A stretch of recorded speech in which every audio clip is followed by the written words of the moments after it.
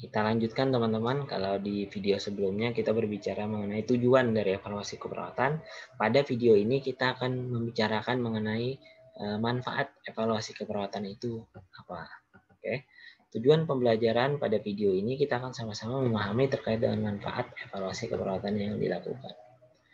Baik, ada beberapa manfaat yang bisa kita jelaskan di sini terkait dengan evaluasi keperawatan. Jadi evaluasi keperawatan bermanfaat untuk menentukan perkembangan kesehatan pasien. Jelas di sini bahwa evaluasi dilakukan setelah dilakukan implementasi sehingga kita bisa menilai, ya, dapat menentukan apakah pasien atau kesehatan pasien di sini berkembang dari kondisi yang tidak baik menjadi lebih baik setelah dilakukan implementasi keperawatan dan kita evaluasi. Sehingga manfaat evaluasi dapat memperlihatkan perkembangan kesehatan pasien.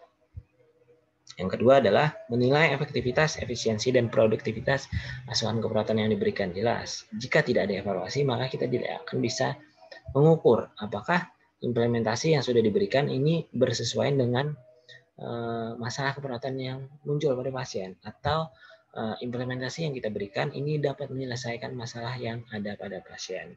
Jika dilakukan evaluasi keperawatan, maka dapat dinilai efektivitas, efisiensi, dan produktivitas asuhan tadi. Yang ketiga adalah menilai pelaksanaan asuhan keperawatan. Jelas, ini hampir mirip sebenarnya dengan yang nomor 1 dan nomor 2 tadi, bahwa pelaksanaan asuhan keperawatan dapat dinilai. Dapat dinilai berarti apakah asuhan keperawatan yang diberikan tadi bermanfaat untuk mendukung penyembuhan dari kondisi pasien. Kemudian yang keempat adalah umpan balik untuk memperbaiki atau menyusun siklus baru dalam proses keperawatan. Jadi evaluasi keperawatan yang dilakukan ini bisa saja nanti memunculkan suatu masalah keperawatan yang baru atau menghilangkan masalah keperawatan yang sudah terangkat atau merubah masalah keperawatan yang sudah terangkat. Jadi evaluasi keperawatan ini semacam kayak kasih feedback bahwa